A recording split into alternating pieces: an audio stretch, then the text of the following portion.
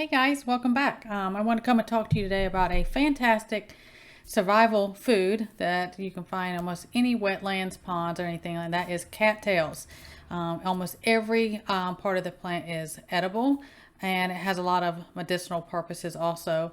Most people, most people know what cattails look like. It's kind of that, nature's corn dog is what a lot of people call it.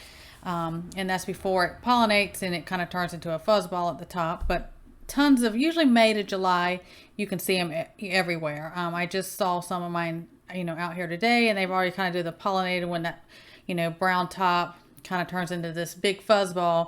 But that is also useful.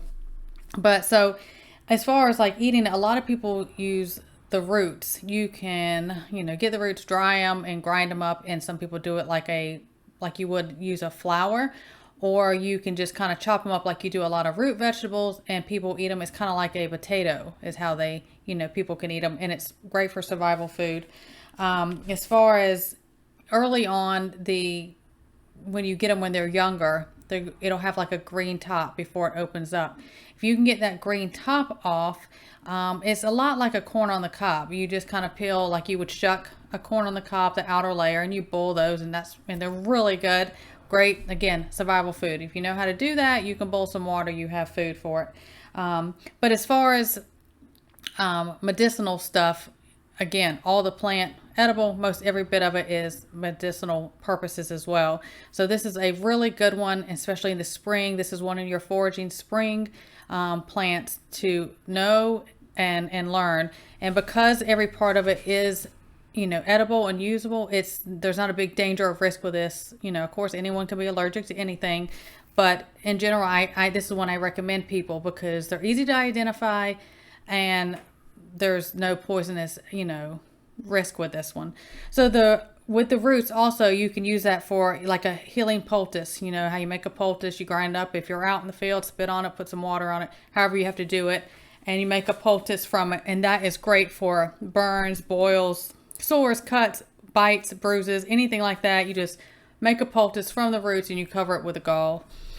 There is a sap, usually the lower stem of it, where the lower young leaves of the stem come up. If you peel that back, a sap, you'll see a sap that will come out of that, and that is actually an antiseptic, and you can put that on wounds, or especially wounds if you're worried about infection.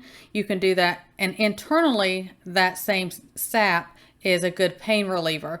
It's also really good for toothaches or sore gums. That's something like Granny and them used to use for teething babies and sore gums. They would put that sap that comes from the younger stem leaves of it.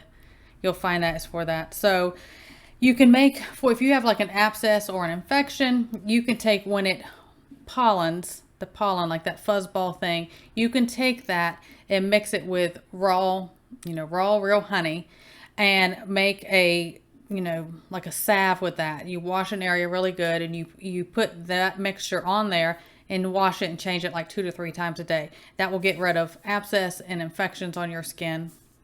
Also, it is a great anti-inflammatory and antioxidant, which is, a lot of people use it as a cancer preventative. I am preventative medicine, stop it before it happens. So that's another good thing about that. Almost anything in the plant has those properties, and it does have vitamin A, B, and C, and potassium in it.